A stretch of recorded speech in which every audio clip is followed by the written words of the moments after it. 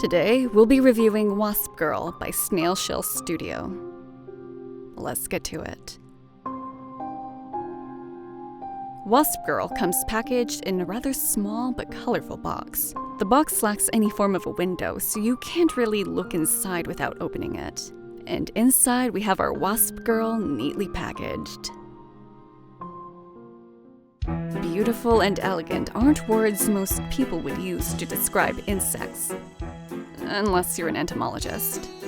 But beautiful and elegant is exactly what Wasp Girl is. Her sculpt is a wonderful blend of feminine features and a biomechanical design. The color palette is primarily composed of a yellow-orange gradient and various shades of gray, very reminiscent of the insect she's based off of.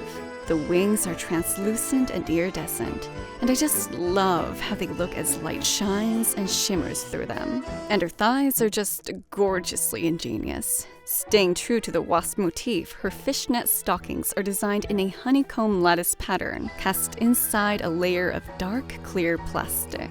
The armor is sculpted thinly and delicately, with paintwork to match the precision. Let's start from the top and make our way down. The antennae are rotatable. These pieces on her face can be moved to resemble insect mandibles. The head is on a double ball joint, but despite this, the range is rather limited, especially when looking up. This can mostly be attributed to her hair sculpt. A bit disappointing since looking up is pretty vital for flying poses. The joints in the arm are very thin and delicate and have a great range of movement. And because the arms are soft and pliable plastic, the sculpt doesn't get in the way. Wings on the back plug into a ball socket, so as long as you don't exert the wings past their joint tolerances, they work pretty well. The torso articulation is surprisingly quite flexible. My guess is that it compensates for the lack of the neck tilt. The stinger is surprisingly well engineered, light enough for the joint to lift it, and fluid enough to show off some neat poses. Flexible plastics used in the hips give her a lot of clearance forward. And the legs themselves are very flexible, thanks to their thin design and double-jointed kneecap. The heel is also jointed, so that's pretty neat.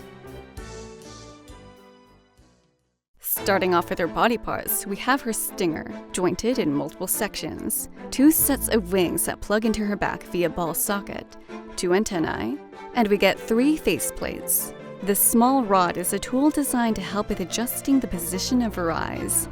You plug it into the plus-shaped groove, and you can have her looking in just about any direction you want.